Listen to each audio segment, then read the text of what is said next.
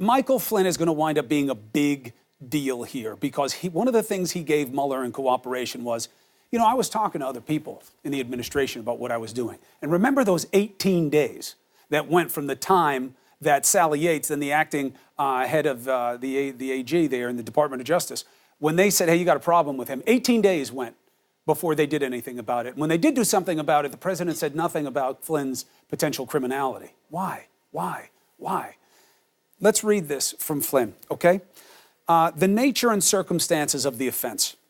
General Flynn doesn't take issue with the description of the nature and circumstances of the offense contained in the government's sentencing memorandum and the pre-sentence investigation report. And then there's all this legal citing. As General Flynn has frankly acknowledged in his own words, he recognizes that his actions were wrong and he accepts full responsibility for them. There are, at the same time, here's where it gets interesting, additional facts regarding the circumstances of the FBI interview of General Flynn on January 24, 2017, that are relevant to the court's consideration of a just punishment. At 12:35 p.m. on January 24, 2017, the first Tuesday after the presidential inauguration, General Flynn received a phone call from then Deputy Director of the FBI, Andrew McCabe. You know that name. It was on a secure phone in his West Wing office. General Flynn had for many years been accustomed to working in cooperation with the FBI in matters of national security.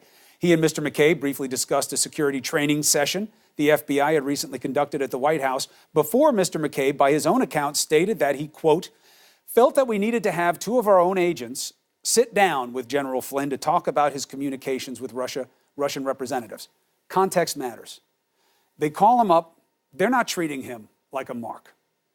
They're, shooting talking about this other thing that has nothing to do with anything. That's going to become instructive, and here's why.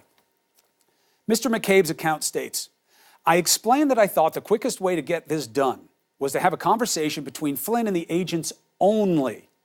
I further stated that if LTG, Lieutenant General Flynn, wished to include anyone else in the meeting, like the White House counsel, for instance, I would need to involve the Department of Justice. All right, they're putting it in there because Flynn was getting some pressure to do this their way and then. He wasn't thinking about protecting himself. That's instructive.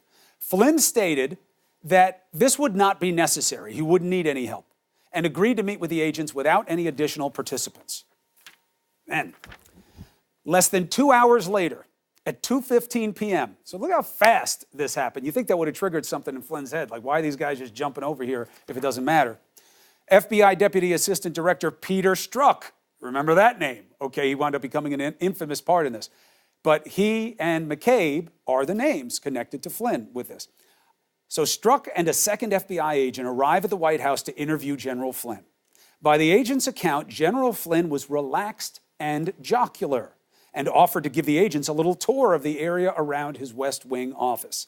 The agents, listen to this, the agents did not provide General Flynn with a warning of the penalties for making a false statement under 18 U.S.C. 1001 before, during, or after the interview. Why does that matter? Let's just stop here for a second. Because it's about feel.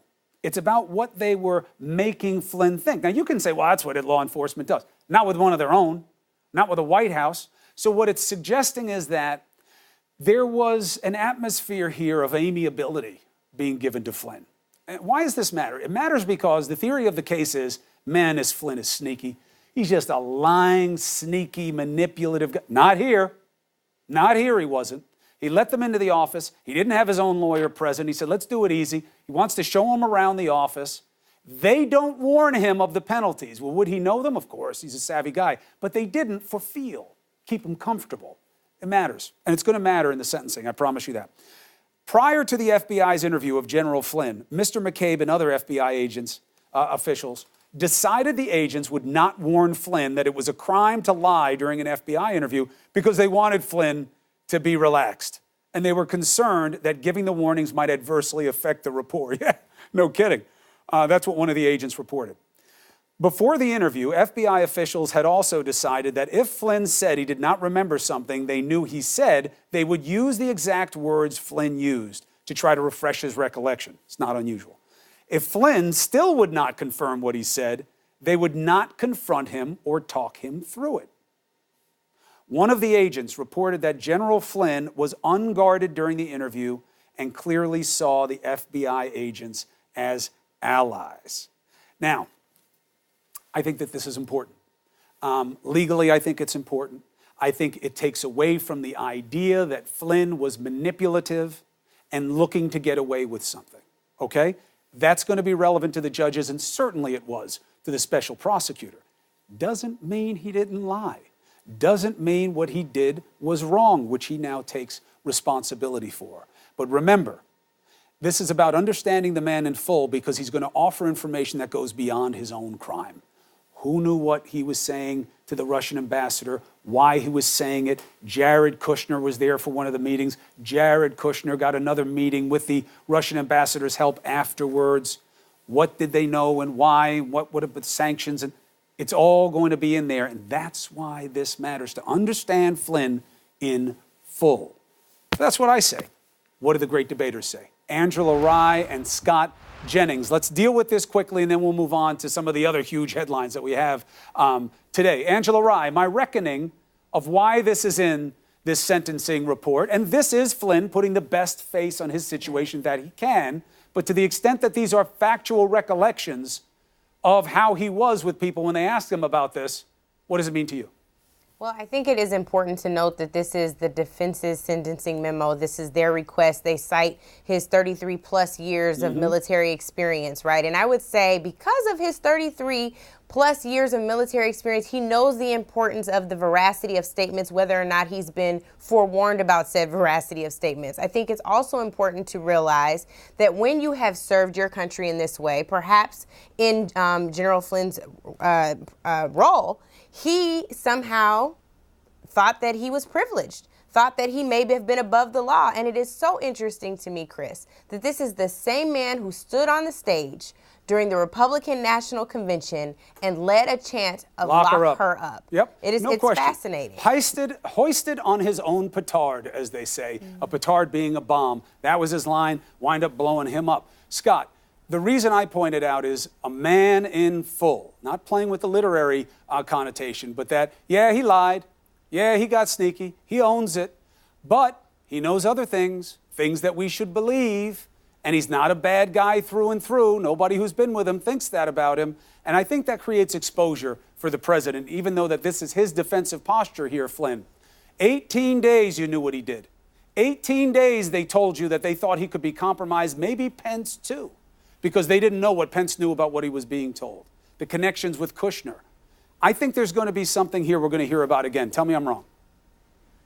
Yeah, I think you're right, actually. I've always thought the most interesting thing Flynn is going to have to say is who told him to talk to the Russians during the transition and who was instructing him to talk to the Russians after he got the job, and what was he instructed to say. You don't pick up the phone and make those kinds of calls, on a whim. I've always believed that when we find that out, we're going to know more about where Mueller is headed on that piece of the investigation.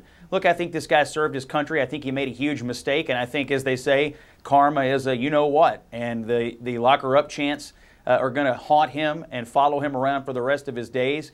He should not have to be told not to lie. You should know not to lie. If you're a military officer of that rank, or any kind of military 100%. officer for that matter, 100%. you know not to lie. So I think he's going to get some kind of punishment. Whether he gets jail time or not, I'm ambivalent on, but I think his career has obviously been destroyed. His life has been changed forever, and he should have to do something to acknowledge that he broke a code, and that code is when you're an officer of that rank, you do not lie to anyone, let alone your own government. And that code of integrity often transcends with military men and women, even their responsibilities under the law. But let's see where he turns out at the end of all of this and how he is wind up reckoned in terms of his overall part in the puzzle. All right, let's talk about something else. Angela and Scott, do I get an amen on my new nickname of Nanchucked for Nancy Pelosi and Chuck Schumer for the way that they went toe-to-toe with Trump? In fairness, Don Lemon gave it to me. I was going to go with Palumer. Don, that's terrible. With Palumer or Schmelosi. How about none of the three? Those are awful. But come on, after what we saw in there today, that is Trump's theater. The lights are on, he's saying things, half of them aren't even close to true, but he puts people on their heels. Not today, Angela. Was that some type of battle cry by the new leadership that we're coming? We're going to fight you on your own terms and we're going to find a way to win? I really think that they were just doing what good leaders do, right? You call people to the carpet, you hold them accountable, you ensure that they are having conversations rooted in fact. They were having a conversation with someone who is supposed to act as the commander-in-chief, and he demonstrated that he was ill-prepared. Donald Trump thought that this was a reality show, perhaps another season of The Apprentice, and little did he know that these folks are professionals. They've been doing this work a really long time, and they are coming in to not just advocate for what's in the best interest of their constituents, but also what's in the best interest of not even just their parties. Nancy Pelosi is now going in as likely the Speaker of the House, so she's supposed to be representing what's in the best interest of the American people. What Donald Trump should have been doing today was taking copious notes about what it looks like to have a meaningful conversation, to how to find common ground and figure out how at some point you get to compromise. Well, I don't know that they checked those boxes. I mean, I I saw think it it was a good start.